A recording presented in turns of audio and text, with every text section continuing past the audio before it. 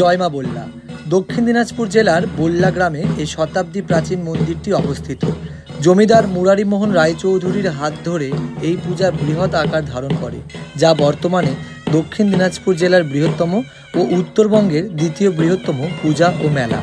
প্রতি বছর রাস পূর্ণিমার পরের শুক্রবার বল্লা শ্রী শ্রী রক্ষাকালী মায়ের বাৎসরিক পূজা ও 4 দিনব্যাপী মেলা অনুষ্ঠিত হয়।